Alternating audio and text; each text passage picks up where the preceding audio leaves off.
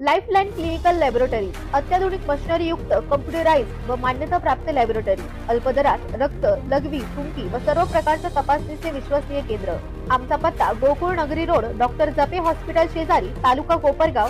संपर्क क्रमांक 80 07 80 76 58 व 82 75 38 86 48। होय, माणुसकी अजून जिवंत आहे याचा प्रत्यय नगर जिल्ह्यातील कोपरगाव नजीक असलेल्या सावळी विहीर या ठिकाणी आला आहे। सर्पमित्र, प्राणीमित्र संदीप खिरे, तेजस कांबळे व त्यांच्या सहकाऱ्यांनी सावळी विहीर परिसरात एका बंद पडलेल्या कारखान्याच्या जुन्या भग्न अवस्थेत असलेल्या 20 फूट खोल पाण्याच्या टाकीत 2 दिवसापासून पडलेल्या एका कुत्र्याला त्यातून सुखरूप बाहेर काढत जीवनदान दिले आहे। कोपरगाव नजीक असलेल्या सावळी विहीर परिसरात बंद पडलेला साखर कारखाना आहे। सदर ठिकाणी 20 फूट खोल जुनी भग्न अवस्थेत पाण्याची टाकी असून त्या टाकीत 2 दिवसापासून एक कुत्रा पडलेला होता। त्याला बाहेर पडता येत नसल्याने तो सारखा ओरडत होता। त्या साखर कारखाना नजीक कॉटेज रूम येथे राहत असलेले कामगार तेजस कांबळे त्यांना सदर कुत्र्याचा 2 दिवसापासून सारखा भुंकण्याचा आवाज येत होता। शेवटी सदर कुत्रा सारखा का भुंकत आहे हे पाहण्यासाठी ते बंद पडलेल्या साखर कारखान्याच्या 12 नंबर एरियामध्ये कुत्र्याच्या आवाजाच्या दिशेने गेले असता त्यांना 20 फूट खोल पाण्याच्या टाकीमध्ये पडलेल्या अवस्थेमध्ये कुत्रा दिसला। सदर कुत्र्याला बाहेर काढायचे त्यांनी प्रयत्न केले, मात्र त्यांना त्या कुत्र्याला बाहेर काढायला जमलं नाही।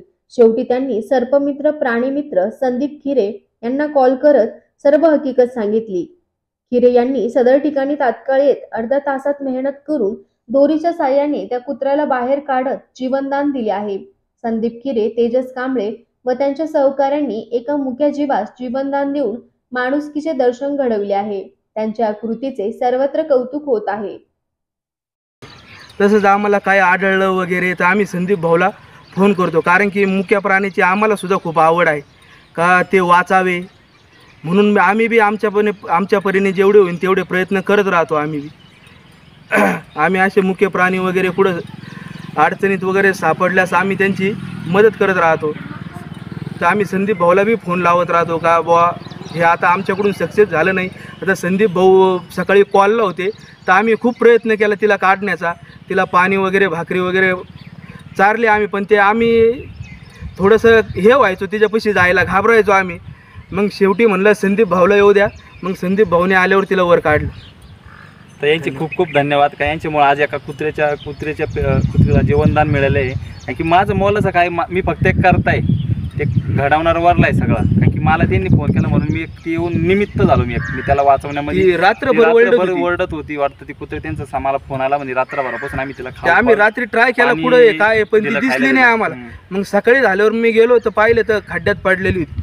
तर मग त्यांनी आपल्याला संपर्क केला, त्यांचे पर्याय नाही झाला, पण मग त्यांनी आपल्याला प्रयत्न केला, फोन केला। तर त्यावेळेस रेस्क्यू करायला होतो मी एका ठिकाणी, तिथे रेस्क्यू करून यांना लगेच या ठिकाणी आलो आपण। त्या कुत्रीला व्यवस्थित काढलं, ती लगेच जशी आपण खड्ड्यातून वरती बाहेर काढली तर तिनं तिचा मार्ग लगेच चेंज केला, लगेच पळत सुटली एकदम।